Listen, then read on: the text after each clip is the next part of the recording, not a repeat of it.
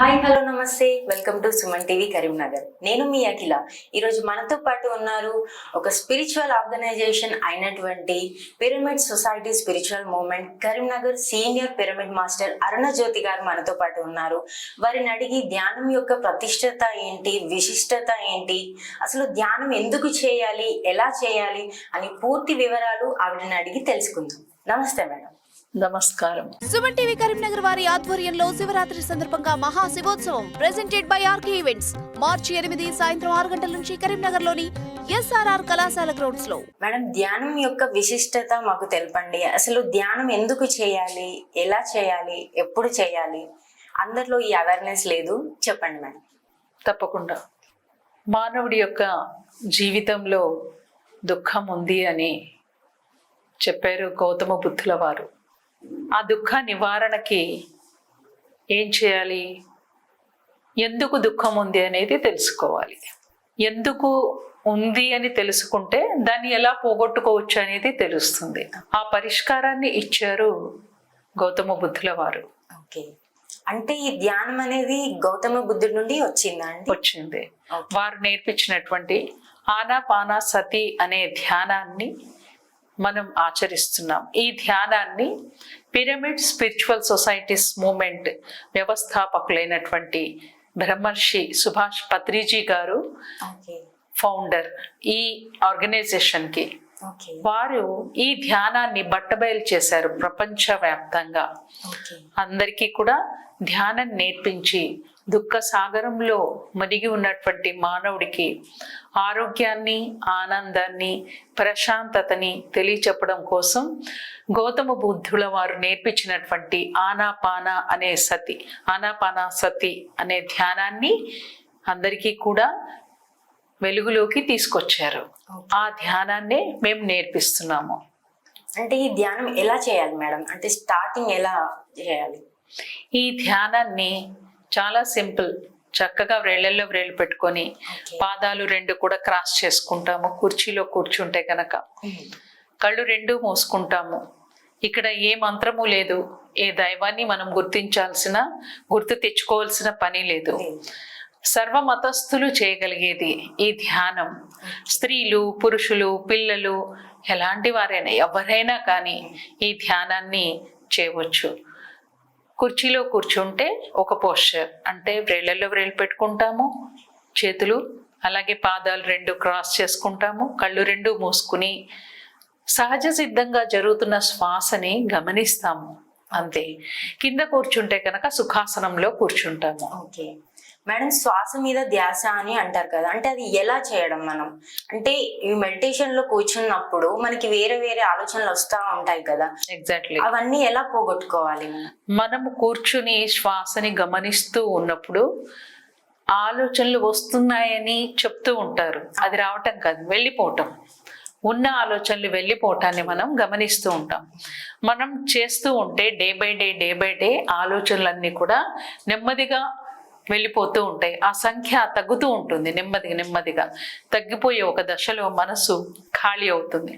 ఎప్పుడైతే మనసు ఖాళీ అవుతుందో మన తలలోని బ్రహ్మరంధ్రం తెరుచుకుంటుంది. నిజానికి ఈ బ్రహ్మరంధ్ర ఎప్పుడు ఓపెన్ చేసి ఉంచుకోవాలి, మానవుడి యొక్క స్థితి అది. కానీ మనం ఎప్పుడు బ్రహ్మరంధ్రాన్ని మూసేసుకుని ఉంటున్నాం. ఎందుకు అంటే అన్నెసెసరీ థాట్స్, అనవసరమైన ఆలోచనలు. ఉదయం లేవగానే మనకన్నా ముందే థాట్స్ స్టార్ట్ అవుతాయి. సుమారు 70,000 ఆలోచనలు చేస్తాడంట సగటున ఒక మానవుడు రోజుకి. సో అలాంటి ఆలోచనలన్నిటినీ కూడా పోగొట్టుకొని మనస్సు ఎప్పుడు కూడా ఎంప్టీగా ఎప్పుడైతే ఉంచుకుంటామో ఇది ఆటోమేటిక్గా బ్రహ్మరంధ్రం ఓపెన్ అయి ఉంటుంది. ఎలా అయితే ఇంట్లో కిటికీలు, దర్వాజాలు తెరుచుకుంటే గాలి వెలుతురు లోపలికి వస్తుందో, ఆ కాస్మిక్ ఎనర్జీ బ్రహ్మరంధ్ర తెరుచుకోగానే లోపలికి వచ్చేది ఏంటంటే విశ్వమయ ప్రాణశక్తి అంటారు. దీన్నే కాస్మిక్ ఎనర్జీ అంటారు. ఏదైతే ఈ చరాచర సృష్టిని క్రియేట్ చేసిందో ఆ పరమాత్మ శక్తి అంటారు, లేదా ఆల్మైటీ శక్తి అంటారు, లేదా జీసస్ శక్తి అంటారు, పరమాత్మ శక్తి అంటారు. రకరకాలుగా ఆ ఎనర్జీ మనకి లోపలికి వస్తూ ఉంటుంది. ఇది నిరంతరం వస్తూ ఉండాలి. యాక్చువల్గా వస్తూ ఉంటే అప్పుడు ఆటోమేటిక్గా మనం యూనివర్స్ యూనివర్స్తో కనెక్ట్ అయి ఉంటాం. Okay. కానీ మనము యూనివర్స్తో కనెక్ట్ అయి ఉండట్లేదు. మనం ఈ బ్రహ్మరంధ్రం పూసుకొని ఉంటున్నాము. సో ఈ కాస్మిక్ ఎనర్జీ మనకి కనెక్ట్ అవ్వట్లేదు. కానీ దానివల్లనే దైనందిన జీవితంలో మన పనులన్నీ చేస్తుంది. ఆలోచనలు కానీ, మాటలు కానీ, మన పనులు, ఈ మూడు కూడా ఈ కాస్మిక్ ఎనర్జీ వల్లనే మనం చేస్తున్నాం. ఓకే. అది ఎప్పుడు తీసుకుంటున్నాం అంటే నిద్రలో ఆలోచనలు ఉండవు కదా, ఆ టైంలో ఈ కాస్మిక్ ఎనర్జీ వస్తూ ఉంటుంది మనకి. సో దీని యొక్క కెపాసిటీ అందరికి ఒకే రకంగా ఉండదు. కొంతమంది కలత నిద్రపోతూ ఉంటారు, నిద్ర సరిగా పోరు, అలాంటి వాళ్ళకి తక్కువ ఎనర్జీ వస్తూ ఉంటుంది. సో ఆ ఎనర్జీ దినంలో అంతా పని చేయటానికి ఉపయోగపడుతుంది, మన ఆలోచనలకి, మాటలకి, మనం చేసే అన్ని పనులకి. సాయంత్రం అయ్యేసరికి ఛార్జింగ్ అయిపోతుంది. మళ్ళీ ఏం చేస్తాం, సెల్ ఫోన్ ని ఛార్జింగ్ లో పెట్టినట్టుగా మన రెండు కళ్ళు మూసుకో అని చెప్తూ ఉంటాయి. ఆటోమేటిక్ గా మనం నిద్రలోకి వెళ్ళిపోతాం. మళ్ళీ ప్రాసెస్ స్టార్ట్ అవుతుంది కాస్మిక్ ఎనర్జీ. ఈ ఎనర్జీని మనం వాంటెడ్లీ తీసుకుంటే అదే ధ్యానంలో వచ్చే ఎనర్జీ, ఇదే ఎనర్జీ అన్నమాట. ఒక 1 hour మెడిటేషన్ లో 6 గంటల నిద్రలో తీసుకునేంత ఎనర్జీని తీసుకుంటాం మనం. ఓకే మేడం, ఇన్ని గంటలు చేస్తే ఎంత లాభం ఉంటుంది అని ఏమైనా ఉంటుందా? ఖచ్చితంగా ఉంటుంది. అదే చెప్తున్నా నేను, ఒక 1 hour మెడిటేషన్ లో 6 hours నిద్రలో నువ్వు తీసుకునేంత ఎనర్జీ మనం తీసుకుంటాం కరెక్ట్ గా చేస్తే కనుక. సో అప్పుడు ఏమవుతుంది, మన యొక్క ఎనర్జీ లెవెల్స్ చక్కగా పెరుగుతాయి. మనం ఎప్పుడు అలసిపోము, ఇంకా దినమంతా ఎంతన్నా పని చేస్తూ ఉంటాం. అంతేకాదు మన యొక్క ఎనర్జీ లెవెల్స్ అనేవి పెరుగుతూ ఉంటాయి, మన యొక్క పొటెన్షియల్ ఎనర్జీ పెరుగుతుంది. ఎప్పుడైతే పొటెన్షియల్ ఎనర్జీ పెరుగుతుందో మన స్కిల్స్ బయటకు వస్తాయి, మన లోపల ఉన్న ఆర్ట్ బయటకు వస్తుంది. అంతేకాదు దాంతో పాటు నాలెడ్జ్ కూడా మనకి కనెక్ట్ అవుతుంది. ఏమవుతుంది, మెడిటేషన్ లో ఏమి జరుగుతుంది అంటే, మనం శ్వాస మీద ధ్యాస పెడుతూ ఉన్నప్పుడు థాట్స్ ఎప్పుడైతే మొత్తం పోయి మైండ్ ఎంప్టీ అయ్యి బ్రహ్మరంధ్ర ఓపెన్ అయ్యి ఎనర్జీ లోపలికి వస్తుంటది కదా, ఈ కాస్మిక్ ఎనర్జీ లోపలికి వెళ్ళి మన ఆత్మలో ఉన్న అనంతమైన శక్తిని బయటికి తీస్తుంది. బావిలో పొక్కనేసి నీటిని చేదినట్లుగా ఆ ఎనర్జీ ఎప్పుడైతే బయటకు వస్తుందో దాన్ని కుండలిని ఉత్తేజితం అంటారు. ఈ ఆత్మలోని చైతన్యము, ఆత్మ యొక్క క్యారెక్టర్ ఏంటంటే తను ఎక్స్పాన్షన్ అవ్వాలని చూస్తూ ఉంటుంది. సో అప్పుడు ఈ ఆత్మలోని చైతన్యము అనంతంగా విస్తరిస్తుంది. ఎప్పుడైతే అనంతంగా విస్తరిస్తుందో అనంతంలో ఉన్న జ్ఞానము కనెక్ట్ అవుతుంది. అనంతంలో అందరూ ఉంటారు, అందరిలో మనము ఉంటాం. దట్ ఈస్ కాల్డ్ వన్నెస్నెస్, ఏకత్వ స్థితి అంటారు. సో అప్పుడు అన్నీ మన సొంతం అయిపోతాయి, ఏది కావాలన్నా మనకు దొరుకుతుంది. ఈ మెడిటేషన్ చేసేటప్పుడు ఫస్ట్ కాస్మిక్ ఎనర్జీ చేసేది ఏంటంటే నాడీ మండల శుద్ధి. నాడీ మండల శుద్ధి అంటే మనకి కనిపించని నాడులవి. మన దేహంలో ఇంకా 6 శరీరాలు ఉన్నాయి, అవి కనిపించవు. ఆ కనిపించని ఆ శరీరాల్లో ఉన్నటువంటి నాడుల్లో ఉన్నటువంటి బ్లాకేజెస్ అన్ని కూడా కామ, క్రోధ, లోభ, మోహ, మద, మాశ్చర్యాలు, గత జన్మలకి సంబంధించినటువంటి పాప పుణ్య కర్మలకి సంబంధించినటువంటి మచ్చలు, ఇవన్నీ కూడా నెమ్మదిగా క్లీన్ అయిపోతూ ఉంటాయి. అంటే ఈ ధ్యానం వల్ల పాప పుణ్యాలు కూడా అన్ని పోతాయా మేడం? ఎస్, తప్పకుండా అన్నమాట. సో భగవద్గీతలో కూడా ఇది చెప్పబడింది. ఏంటి అంటే ధ్యానాగ్ని దగ్ధ కర్మాణం. ధ్యానం వల్ల జ్ఞానం వస్తుంది, ఆత్మ జ్ఞానము. ఆత్మ జ్ఞానం వల్ల మన కర్మలు అనేవి దగ్ధమవుతాయి. ఇది కర్మభూమి అన్నారు. కర్మభూమి అంటే కర్మలు ఉన్నవాళ్ళు మాత్రమే భూమి మీదకి వస్తారు. మంచి చేస్తే పుణ్యకర్మలు, మంచి పనులు చేయడానికి వస్తారు. చెడు చేస్తే చెడు కర్మలకి పరిహారం పొందడానికి వస్తారు. ఎందుకు చెడు చేశాము? అజ్ఞానంతో, తెలియక. ఇప్పుడు నేనున్నాను, ఎన్నో మూగ ప్రాణుల్ని తినేశాను, సమ్మక్క సారక్క అని బలులు ఇచ్చాను, మూగ ప్రాణుల్ని చంపేశాను. మరి అది హింస కదా, అది పాపక్రియ కదా. ఆ కర్మని నేను అనుభవించాను కదా, చేస్తున్నాను కదా. మరి ఆ ప్రాణులకు ఎంతో నొప్పి వచ్చింది కదా. ఆ నొప్పి నేను అనుభవించాలి కదా. అందుకే ఏం చేస్తాను, పై లోకాలకు వెళ్ళిన తర్వాత మన సినిమా అంతా చూపిస్తారు, అమ్మ తల్లి ఇది నువ్వు చేసావు అని. సో అప్పుడు ఏం చేస్తాము, ఎవరికి ఏం చేశానో అదంతా తీర్చేసుకోవాలి కదా, ఆ కర్మ అంతా కూడా. సో అన్ని ప్రాణులకి నొప్పించా కదా, ఆ పెయిన్ అంతా నేను తీసుకునే విధమైన ఒక జబ్బు కావాలి నాకంటూ వస్తా, ఒక క్యాన్సర్ పెట్టుకుని వస్తా. ఈ జన్మలో అరే నేను సత్య హరిశ్చంద్రుడి చెల్లిని, అంతా మంచిదాన్ని, అందరికీ సహాయం చేస్తూ ఉంటాను, నాకెందుకు క్యాన్సర్ వచ్చింది అనుకుంటాం. కానీ గత జన్మ పరంపర మనకు తెలియదు కదా. గత జన్మల్లో మనం చేసుకున్న పాప పుణ్య కర్మల ఫలితమే ఈ జన్మ. అసలు చాలా మందికి గత జన్మలు ఉన్నాయా అండి, నమ్మొచ్చా అండి అని అడుగుతారు. అంటే నేను ఒక క్వశ్చన్ వేస్తా, ఎందుకు మరి ఈ మానవులంతా సమానంగా లేరు? కొంతమంది పేదవాళ్ళు, కొంతమంది శ్రీమంతులు, కొంతమంది జబ్బులతో ఉన్నారు, అనారోగ్యంగా, కొంతమంది అంగవైకల్యులుగా ఉన్నారు. ఇన్ని రకాల వాళ్ళని ఎందుకు భగవంతుడు సృష్టిస్తాడు? కొంతమంది మీద ప్రేమ ఉంటుంది తనకి, కొంతమంది మీద ద్వేషం ఉంటుందా? ఆయన పక్షపాత కాదు కదా. ఇదంతా కూడా మన ఎంపికే. మనం కోరుకున్న ప్రతి మానవుడు తాను కోరుకున్న జీవితమే అది. మేడం, అంటే ఇది ధ్యానం అనేది ఏ మతస్థులైనా చేయొచ్చా? పర్టికులర్లీ వీళ్ళే చేయాలి అని ఏమైనా ఉంటుందా? ఏ మతస్థులైనా, ముక్కు ఉన్న వాళ్ళు ఎవరైనా చేయొచ్చు, శ్వాస ఉన్నవాడు ఎవరైనా చేయొచ్చు. ఎందుకంటే ఫార్ములా ఏంటి అంటే దీనికి శ్వాస మీద ధ్యాస. మన శ్వాసే మన గురువు, ఎక్కడికో పరిగెత్తాల్సిన అవసరం లేదు గురువు దగ్గరికి. నీ గురువు నీ దగ్గరే ఉన్నాడు. ఎవరు గురువు అంటే మన శ్వాసే. మన శ్వాసని మనము, అది కూడా సహజంగా జరుగుతున్న శ్వాస, ఇది ఎంతో సహజమైనటువంటి సరళమైనటువంటి ధ్యానం. ఇది మనం ఇక్కడ కూర్చొని వాంటల్ని ఏమి చేయాల్సిన పని లేదు. ఈవెన్ ప్రయాణాలు చేస్తూ కూడా మనం ధ్యానం చేయవచ్చు. కారుల్లో, బస్సుల్లో కూర్చొని, ట్రైన్లో కూర్చొని ప్రయాణం చేస్తూ ఉంటాం. టైం వేస్ట్ అవ్వకూడదు. ఏం చేయాలా? బ్రెయిన్లో బ్రెయిన్ పెట్టుకోవాలా, కళ్ళు మూసుకోవాలా, సహజ సిద్ధంగా జరుగుతున్న శ్వాసను గమనించాలా. చాలాసార్లు బస్సుల్లో వస్తూ ఉంటే ఎంత దారుణమైన సౌండ్, బస్సు సౌండే పెద్దగా ఉంటది, దాన్ని మించిన సౌండ్తో టీవీలో సినిమాలు పెడతారు. ఎంత డిస్టర్బెన్సివ్గా ఉంటుందంటే ఆ ప్రకంపనలు. దానికి బదులుగా ఒక చక్కటి ఫ్లూట్ మ్యూజిక్, ఒక చక్కటి ఇన్స్ట్రుమెంటల్ మ్యూజిక్ వేసినప్పుడు అదెంతో సూతనింగా ఉంటది. ఈ ధ్యానం అందరు నేర్చుకున్నారనుకోండి, బస్సులో కూర్చొని ఆ మ్యూజిక్ పెట్టుకొని ఈ టైంని వృధా చేసుకోకూడదు. ధ్యానం చేస్తుంటే ఎంతో ఎనర్జీ తీసుకుంటారు, ఎంతో నాలెడ్జ్ తీసుకుంటారు. గత జన్మల్లో అజ్ఞానంతో చేసిన తప్పుకి ఇక్కడ ధ్యానంలోనే నాలెడ్జ్ వచ్చేస్తా ఉంటది. ఎందుకని తను ఎక్స్పాండ్ అయినాడు కదా యూనివర్స్ అంతా. అప్పుడు యూనివర్స్ లో ఉన్న నాలెడ్జ్ అంతా మనకు వచ్చేస్తుంది కదా. అవునా? అక్కడ అనుభవిస్తూ నేర్చుకోవాల్సిన జ్ఞానాన్ని ధ్యానంలో నేర్చుకున్నప్పుడు ఈ కర్మ నుంచి మనం విడుదల అయిపోతాం కదా. అలా కర్మ నుంచి విడుదల. ధ్యానాగ్ని కర్మ దగ్ధానం, ధ్యానంలోంచి వచ్చేటటువంటి జ్ఞానం అనే అగ్నిలో మన యొక్క కర్మలు, పాప పుణ్య రెండు కూడా క్లీన్ అయిపోతూ ఉంటాయి అన్నమాట. ఫస్ట్ జరిగేది క్లీనింగ్ ప్రాసెస్ మెడిటేషన్ లో.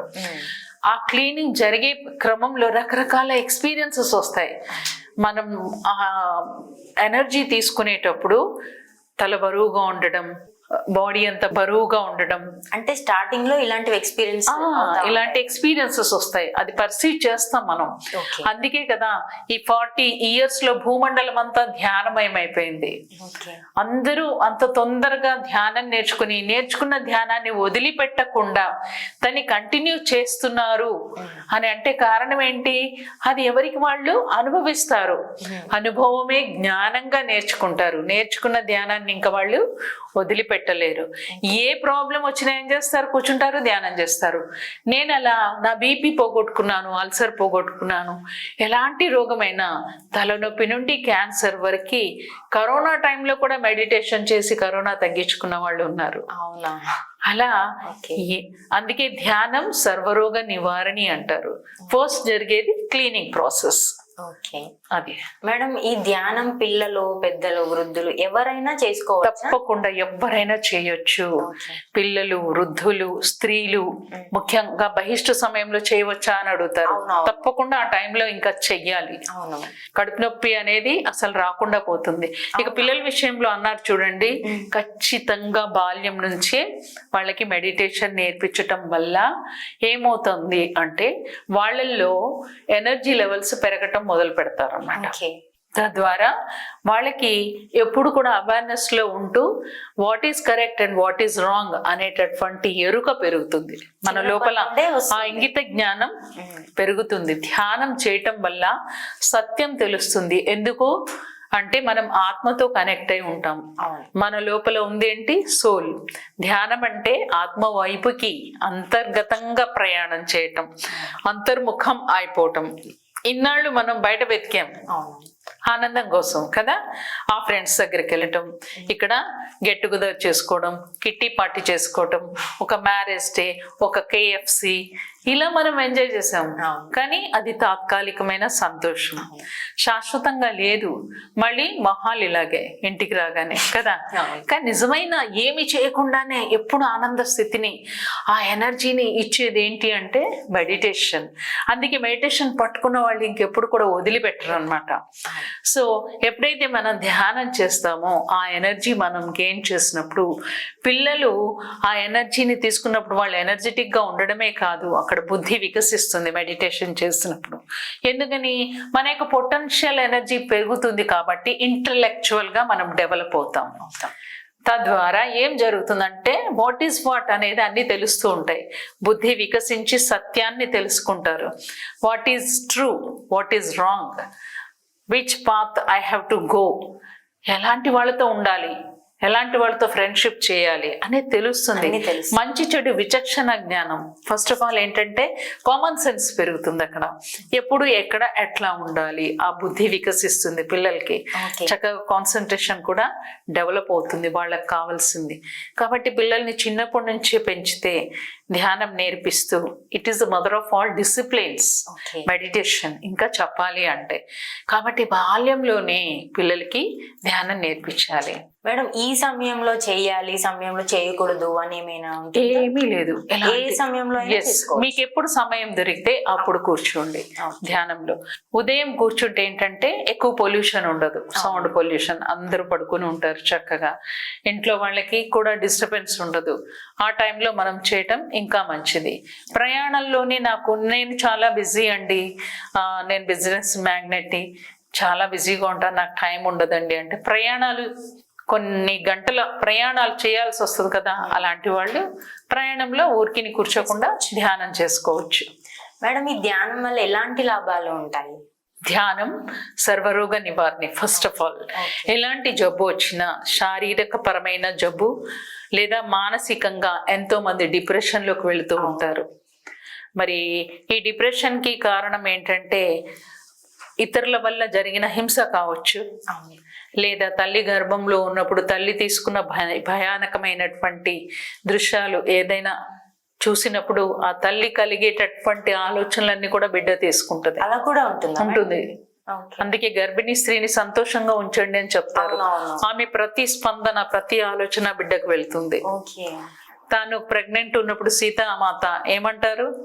నేచర్లోకి వెళ్ళాలని కోరుకుంటారు. ఎందుకని? ఆహ్లాదకరంగా ఉంటుంది అని. సో అలా ఆ బిడ్డ తల్లి వల్ల తీసుకున్న భయానకమైనటువంటి ఆలోచనల వల్ల కూడా తాను డిప్రెషన్లోకి వెళ్తూ పెరుగుతూ ఉంటే లోపల ఉన్న బ్లాకేజ్ కూడా పెరుగుతూ ఆ బిడ్డ యొక్క అభివృద్ధికి ఆటంకాన్ని కలిగిస్తూ ఉంటుంది. అలాంటి డిప్రెషన్స్ కావచ్చు, లేదా బాల్యంలో ఏదైనా భయానకమైన దృశ్యాలు చూసినప్పుడు కూడా వాళ్ళు ఆ డిప్రెషన్లోకి వెళ్ళిపోతూ ఉంటారు వాళ్ళకి తెలియకుండానే. సో అలా కాకుండా ఇంకా ఫ్యామిలీలో ఏమైనా డిజాస్టర్స్ జరిగినప్పుడు కూడా వాళ్ళు ఎంతో డిప్రెషన్లోకి వెళ్తారు. అలాంటి వాళ్ళకి ఈ మెడిటేషన్ ఎంతో బాగా ఉపయోగపడుతుంది. అంతేకాదు చెడు అలవాట్లు, మద్యం కానీ, గుటకాలు కానీ, ఇలాంటి మాదక ద్రవ్యాలు తీసుకునే వాళ్ళు వీళ్ళందరూ కూడా మెడిటేషన్ చేసినప్పుడు దాంట్లోంచి బయటికి రావచ్చు. శారీరకంగా మానసికంగా ఎలాంటి రుగ్మతలైనా తగ్గించుకోవడానికి మెడిటేషన్ ఉపయోగపడుతుంది. ఓకే మేడం, ధ్యానం చేయడానికి అంటే ఏమైనా నియమాలు ఏమైనా ఉంటాయి? అంటే స్నానం చేసిన తర్వాతే చేయాలి లేకపోతే చేయకూడదు అలాంటివి ఏమైనా నియమాలు? అలాంటివి ఏమీ లేవు. ఉదయం లేవగానే చక్కగా మొహం మీద నీళ్లు చల్లుకుని మనం మెడిటేషన్ చేయవచ్చు. దీనికి మడి అలాంటి ఆచారము ఏమీ లేదు. ధ్యానంలో మనం ఎలాంటి దైవాన్ని గుర్తు తెచ్చుకోము, స్మరించము. నో మంత్రం. ఎక్కడైనా కూర్చొని చేయవచ్చు. పూజా గదిలోనే కూర్చొని చెయ్యాలని ఏమీ లేదు. ఎవరైనా చేయొచ్చు, ఏ మతస్థులైనా చేయవచ్చు. దీనికి మడి అనేది అసలే లేదు. ఓకే, అంటే కొంతమందిలో ఒకటి ఉంటుంది అనమాట. అంటే ఇప్పుడు ఆడవాళ్ళలో పీరియడ్స్ వచ్చిన టైంలో చేయకూడదు, పూజ గదిలోకి వెళ్ళకూడదు, ధ్యానం చేయకూడదు అని అలా అంటూ ఉంటారు కదా, అది నిజమేనా? నిజానికి పూజా గదిలోకి ఎందుకు వెళ్ళొద్దు అంటారంటే బహిష్టు సమయంలో ఆమె చాలా శక్తిదాయకంగా ఉంటుంది. తర్వాత తనకి జరిగేటటువంటి ఆ ప్రక్రియలో తనకి రెస్ట్ అవసరం. కాబట్టి తనని ఒక మూలగా కూర్చోబెడతారు. కానీ అది రెస్ట్ అనేది మామూలుగా ఇవ్వాలి, కానీ అది ఎలా అయిపోయిందంటే ఒక మూలకి కూర్చోబెట్టడం, ఎక్కడికి రానివ్వకపోవడం, ఏది ముట్టొద్దు అని చెప్పటం, అది ఇంకో రకంగా వెళ్ళిపోయింది. నిజానికి ఆ సమయంలో తాను ఒక ఆది పరాశక్తి స్వరూపిణి అనమాట. అంత ఎనర్జీస్ రిలీజ్ అవుతూ ఉంటాయి ఆమెలో. అలాంటి సమయంలో ఇంకా మెడిటేషన్ చేస్తే చాలా అద్భుతం. ముట్టుకోకూడదు అనేది ఏమి లేదు, ఆమెకి రెస్ట్ కోసం చెప్పడం జరిగింది అంతే. మేడం, అందరిలో ఒక అపోహ ఉందన్నమాట, ధ్యానం చేసే సన్యాసులు అవుతారని, అది నిజమేనా? ధ్యానం చేస్తే సన్యాసులు కారు, సంసారంలో ఇంకా అద్భుతంగా జీవిస్తారు. ఎందుకంటే ధ్యానం చేయటం వల్ల ఆత్మ జ్ఞానాన్ని పొందుతారు. అండర్స్టాండింగ్ లెవెల్స్ పెరుగుతాయి. కుటుంబ సభ్యుల మధ్య అవగాహన శక్తి పెరుగుతుంది. అందరితో మిత్రత్వాన్ని, ప్రేమతత్వాన్ని కలిగి ఉండి అందరినీ అంగీకరించడం నేర్చుకుంటారు. ఏం తెలుసుకుంటారు అంటే తన కుటుంబ సభ్యులందరూ కూడా తన ఎంపికే అని తెలుసుకుంటారు. ఎందుకు వచ్చామో ఈ కుటుంబ సభ్యుల మధ్య ఆత్మ సహచరులుగా అంటే ఒకరి నుంచి ఒకరు నేర్చుకోవడానికి వచ్చాము అనే సత్యాన్ని తెలుసుకున్నప్పుడు ఇంకా అద్భుతంగా ఆ సంసారాన్ని చేయగలుగుతారు. ధ్యానం సత్య జ్ఞాన ప్రసాదిని, సత్యాన్ని తెలుసుకుంటారు. ఇలా చక్కటి జ్ఞానంతో, అవగాహనతో ముందుకెళ్తూ ఉంటారు. అంతేకాదు ధ్యానం సకల వైభవకారిణి. తనకు కావలసిన తన యొక్క పొటెన్షియల్ ఎనర్జీ పెరగటం ద్వారా థాట్ పవర్ పెరుగుతుంది. థాట్ పవర్ ఎప్పుడైతే పెరుగుతుందో తన బిజినెస్ లో కావచ్చు, స్టడీస్ లో కావచ్చు, దాన్ని యూజ్ చేసుకుంటూ ఉంటారు. మరి ఎప్పుడైతే మన పొటెన్షియల్ ఎనర్జీ పెరుగుతుందో మెరాక్యులస్ థాట్స్ వస్తాయి మనకి. ఇదివరకైతే ఏదో నార్మల్ థాట్స్ వచ్చి నార్మల్గా లీడ్ చేసిన లైఫ్ అక్కడ మెరాక్యులస్గా లైఫ్ మారిపోవటం అనేది గమనిస్తూ ఉంటారు. ఎందుకంటే తన థాట్కి పవర్ వస్తుంది. అంతేకాదు క్రియేటివిటీ అనేది అక్కడ ఇంకొక చక్కటి క్వాలిటీ అనేది బయటకు వస్తుంది. మరి అప్పుడు జీవితం ఇంకా అద్భుతంగా ఉంటుందా, ఉండదా? చాలా బాగుంటుంది. అంతేగాని అక్కడ ఏ సన్యాసాన్ని తీసుకోవటం అంటూ ఉండదు. మేడం, చివరిగా ఈ ధ్యానం గురించి ఎలాంటి సందేశం ఇవ్వాలనుకుంటున్నారు? భూమి మీద పుట్టిన ప్రతి మానవుడు ఉదయం లేవగానే ఏం చేస్తారు? బ్రషింగ్ చేస్తారు, స్నానం చేస్తారు, ఆహారం తీసుకుంటారు కదా. అలాగే ఉదయం లేవగానే ఖచ్చితంగా ధ్యానం చేయాలి. ధ్యానం అనేది ఒక పార్ట్ అయిపోవాలి జీవితంలో. ఉదయం లేవగానే పిల్లల్ని నీ ధ్యానం అయిపోయిందా, బ్రషింగ్ అయిపోయిందా, స్నానం అయిపోయిందా అడుగుతారు కదా. ధ్యానం అయిపోయిందా అని తల్లిదండ్రి అడగాలి అంటే ఉదయం లేవగానే తల్లిదండ్రి ధ్యానం చేస్తూ పిల్లలకి కనిపించాలి. అది ముఖ్యం. ఎందుకు అంటే గౌతమ బుద్ధ ఏం చెప్తారంటే అప్పో దీపో భవ అంటారు. నేను ఫిదా అయింది ఇక్కడే. అంటే ఎవరి జీవితాన్ని వాళ్ళే ఉద్ధరించుకోవాలి, ఎవరి సమస్యను వాళ్ళే పరిష్కరించుకోవాలి, ఎవరి జబ్బుని వాళ్ళే తగ్గించుకోవాలి, అలాగే ఎవరి ఆత్మజ్యోతిని వాళ్ళే వెలిగించుకోవాలి. ఆత్మలో అనంతమైన శక్తి ఉంది, కానీ దాన్ని కనెక్ట్ అవ్వట్లేదే మనము. అవునా కదా? అది ఎలాంటిది అంటే బీరువాలో డబ్బులు పెట్టుకుని తాళం వేసుకొని బయట బిచ్చం అడుక్కుంటున్నాం మనమంతా. దాన్ని యూజ్ చేసుకోవాలా వద్దా? చేసుకోవాలి. సో మరి ఆత్మలో అనంతమైన శక్తి ఉంది, దాన్ని యూజ్ చేసుకో. స్వామి వివేకానంద ఏమంటారంటే we are having infinity energy, we can do anything and everything successfully. నీలో అనంతమైన శక్తి ఉంది, నువ్వు ఏదైనా చేయగలవు, ఏదైనా ప్రతిదీ చేయగలవు. ఎలా? విజయవంతంగా. But how? ఎలా? Through the meditation. ఇప్పుడు చెప్పండి, ధ్యానం చేయాలా వద్దా? చేయాలి, కంపల్సరీ చేయాలి. శరీరానికి ఎలా అయితే శుద్ధి చేస్తున్నావో నీ అంతరంగం కూడా శుద్ధి చేసుకోవాలా వద్దా? ఎప్పటికప్పుడు.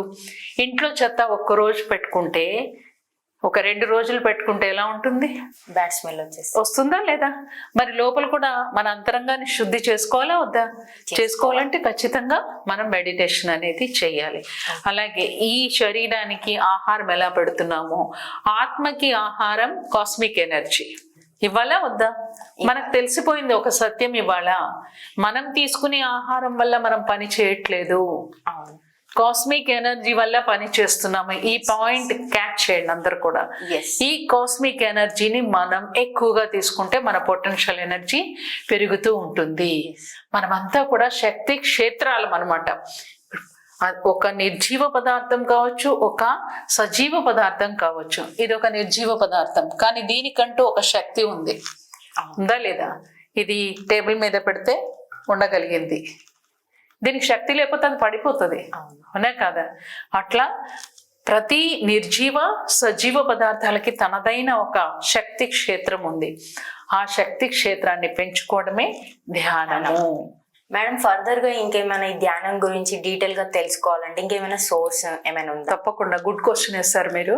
ప్రతి ఊరిలో కూడా పిరమిడ్ స్పిరిచువల్ సొసైటీస్ మూవ్మెంట్ కి సంబంధించిన సెంటర్ ఉంటుంది, పిరమిడ్ సెంటర్. అక్కడ పిరమిడ్స్ నిర్మించబడి ఉంటాయి.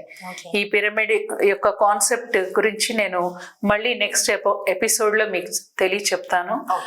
ఆ సెంటర్స్ కి వెళ్ళండి, అక్కడున్న ధ్యానులతో కలవండి. ఎందుకంటే సజ్జన సాంగత్యంలో, సామూహిక ధ్యానంలో ఎక్కువ ఎనర్జీస్ ని మనం తీసుకోవచ్చు. ఫర్దర్ గా ఎంతో నాలెడ్జ్, దీనికి సంబంధించిన చక్కటి బుక్స్, లిటరేచర్ కూడా మీకు దొరుకుతుంది. Okay, thank you madam. Thank you very much Akhila madam. ఇంత చక్కటి అవకాశాన్ని మీరు ఇచ్చారు. మరి ప్రజలందరికీ కూడా పిరమిడ్ స్పిరిచువల్ సొసైటీ మూమెంట్ అంటూ ఒకటి ఉందని, ఉచితంగా అందరికీ సేవ చేస్తూ ఈ ధ్యానాన్ని, ఆరోగ్యాన్ని, ఆనందాన్ని, ప్రశాంతతని ఇచ్చేటటువంటి ఈ ధ్యానం ఉచితంగా నేర్పించే ఒక ఆర్గనైజేషన్ మీరు ఇవాళ రోజున ప్రజలందరికీ ఈ మీడియా ద్వారా మరి మీరు ప్రచారం చేసి ఉన్నారు.